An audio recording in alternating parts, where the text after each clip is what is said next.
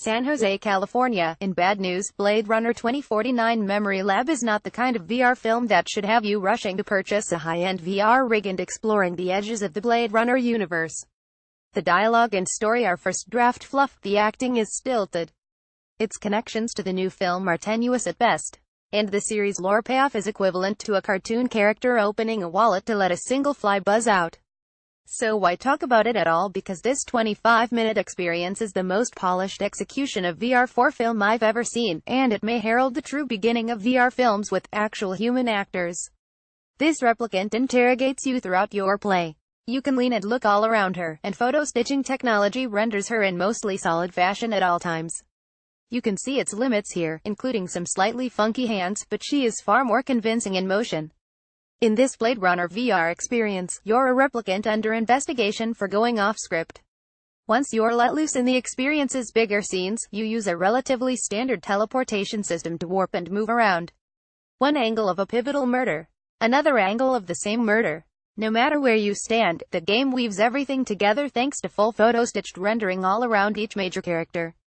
The only puzzles in this experience require that you warp around, find actionable things, and scan them. Nothing too complex. Not every character gets the photo-stitch treatment. The outdoor scene is not huge, but it's still pretty solid.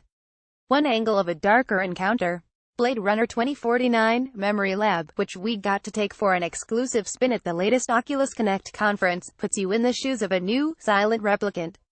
He looks like a cross between Ryan Gosling and Macklemore, and he's in trouble for apparently violating protocol. He mistook a human for a target replicant and killed him.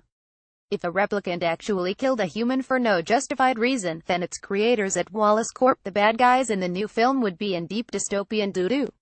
Thus, your task is to help your Wallace Corp handlers with the investigation over what exactly happened, and maybe assist them with a cover-up. The experience opens with a dramatic flight over a grimy, rain-soaked Los Angeles.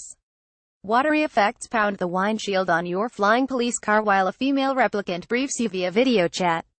But the following scene, in a barren interrogation dome, proves far more stark and interesting.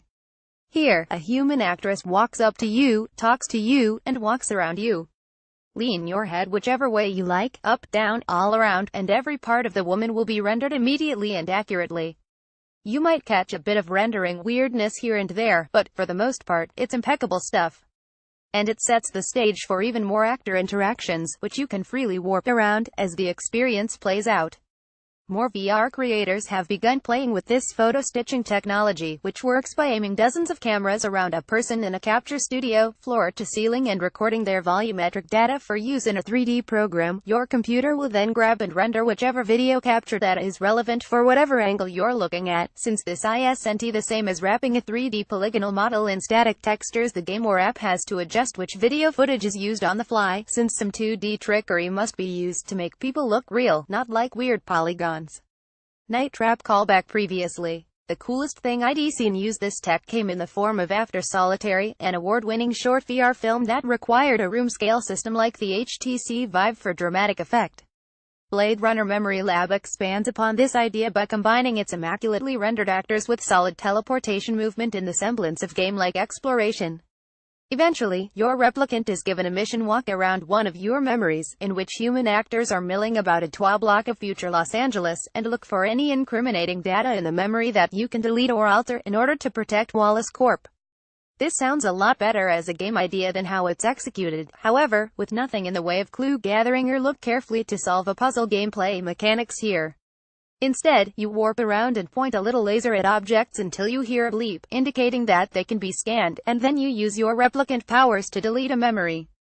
Do that a few times, and you're done. Enlarge Neander Wallace is that you under an ominous veil of darkness. That simple gameplay is a shame, as is the terrible plot and an awful Jared Leto knockoff actor at the end. Memory Lab's production values are through the roof, thanks to dramatic 3D world design, handsome lighting effects, and no shortage of human actors rendered to great effect around the scene, streets and alleys. The demo tried to rush me out once I'd deleted enough evidence, but I wanted more time to soak up the developers' best efforts and imagine what this experience could very well inspire in other future games. Honestly, the thing that kept coming back to my mind was the bygone era of full-motion video in games.